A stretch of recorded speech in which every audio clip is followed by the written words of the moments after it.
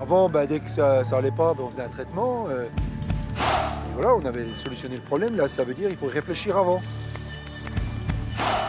Une bonne partie finalement des fermes du département qui peuvent sans souci passer au bio, quoi. Pas tous. Pour essayer de préserver un peu notre planète quelque part, parce que c'est vrai qu'avec ces réchauffements climatiques, on est tous un peu concernés. S'il y en a seulement 5% demain qui signent pour passer en bio, on a réussi notre pari.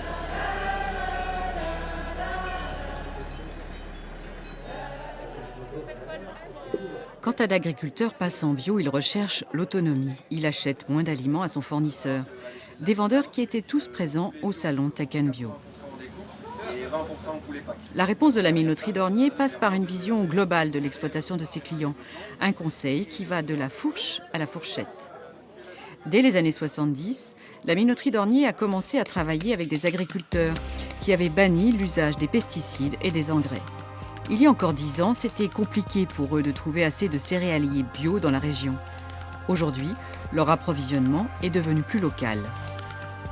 Si la bio se développe et continue à se développer avec ces productions entre guillemets céréalières qui continuent fortement à se développer, il faut, nous, qu'on soit acteurs pour développer des filières en aval, pour trouver ces débouchés sur les céréales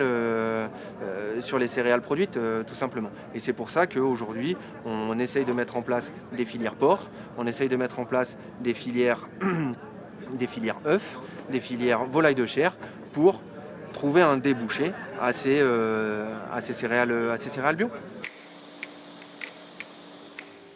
Pour vendre leur lait bio, les agriculteurs de Haute-Saône ont le choix.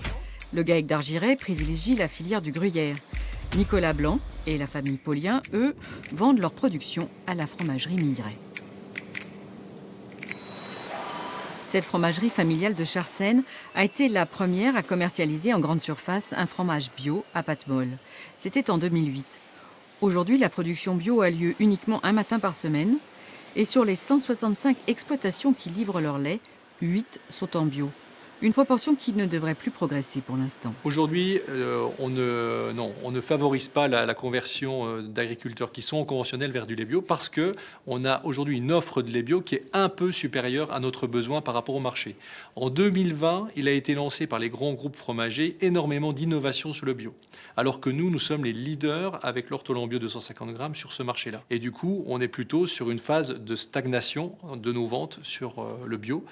Mais peut-être que 2021 sera de nouveau une année de croissance. Cette logique de l'offre et de la demande n'est pas celle de Biolait. Ce regroupement de producteurs est présent partout dans l'Hexagone. En 1994, une poignée de paysans bio de l'ouest de la France lance le slogan « La bio partout et pour tous ». La bio est une nécessité environnementale pour nous et ce n'est pas une nécessité pour faire tourner une usine. C'est là qu'on est différent des autres. Pour nous, c'est un modèle de développement de l'agriculture. Et tout le monde doit pouvoir passer en bio et pouvoir valoriser son lait en bio partout sur le territoire.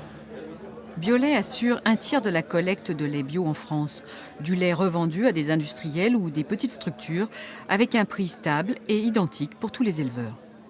Les premiers bio, quand je suis passé en bio, il n'y avait pas de débouché. On passait en bio parce qu'on avait une motivation en bio, parce qu'on pensait que c'était cohérent sur la ferme, cohérent avec notre vision de l'agriculture, de passer en bio, et que le marché était à créer. Si on attend que le marché existe pour développer la bio, on a toujours un temps de retard. Sur les plus de 1850 exploitations agricoles en Haute-Saône, 17% sont en bio. Des conversions qui s'accélèrent depuis 2015. Il n'y a pas un modèle bio, mais des systèmes économes adaptés à chaque exploitation. Ces agriculteurs ont changé de modèle, aussi bien pour préserver l'environnement que pour assurer l'avenir de leur exploitation.